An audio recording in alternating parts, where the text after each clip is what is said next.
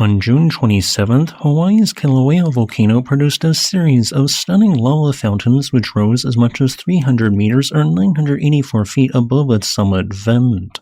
This marked Hawaii's tallest lava fountains in 3.5 months, but more importantly, it represented something a bit more special, albeit arbitrary. It represented Kilauea's 50th eruptive episode since its episodic summit eruptive activity began in late 2024, so yes, for fun, I am very briefly putting a gold border around the eruption footage, since 50, especially when it comes to anniversaries, is associated with gold. So, in the slightly more than 2.5 years since Kilauea's most numerous series of repetitive tall lava fountaining episodes began, what exactly has changed and how much lava has erupted? Since December 23rd of 2024, 297.9 million cubic meters of lava has erupted. Pele's hair and tephra has on occasion fallen outside the national park. Kilauea produced Hawaii's tallest lava fountains in 57 years, specifically during episode 43, and its caldera floor has gone an average of 100 meters or 328 feet shallower. Before I discuss and give scientific analysis on Kilauea's latest eruptive episode, I thought it would be fun to show everyone some statistics regarding the metrics of each of the now 50 eruptive episodes at Kilauea's summit. In each chart I have highlighted the summit lava fountain episodes with the 3 highest values in gold, silver, and bronze. These charts present some interesting trends. And yes, as a quick reference, each of these 50 eruptive episodes have generally followed this step-by-step process shown in this chart. Kilauea's 50th eruptive episode was once again completely confined to within the southwest segment of its summit caldera, with that episode not having any chance of sending lava flows to populated areas. While some minor Pele's hair was reported as having fallen as far away as Pahala, tephra from episode 50 was fairly low. Continuous lava fountaining began at 10:10 a.m. local time on June 27th, with Kilauea's north summit vent producing the sole true lava fountaining activity during the episode. What started as a continuous 10-foot high fountaining increased to 50 feet in only 8 minutes.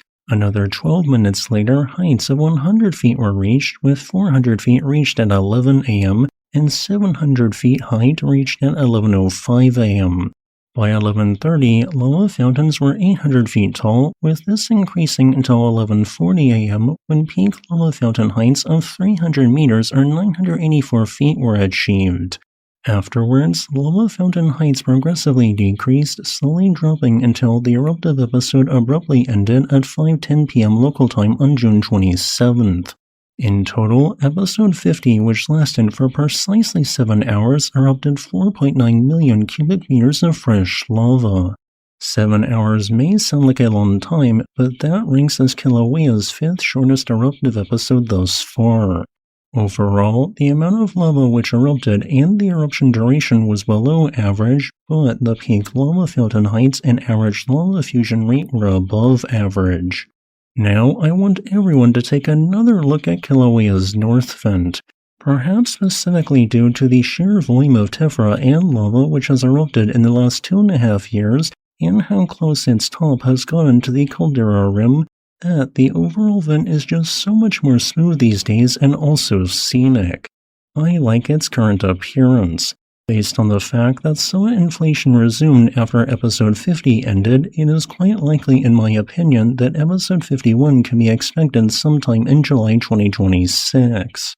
Based on overall trends, the U.S. Geological Survey currently suggests that episode 51, if it does occur, is most likely to begin sometime between July 6, 2026 and July 12, 2026.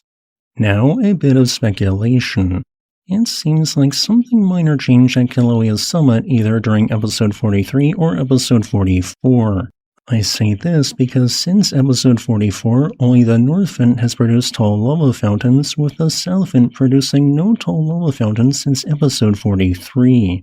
It is possible that whatever has caused only a single vent to erupt tall lava fountains has also caused the spacing between episodes to trend towards the lower end of expected values per this chart. As a final note, I would like to thank this channel's patrons on Patreon and channel members on YouTube for supporting my work.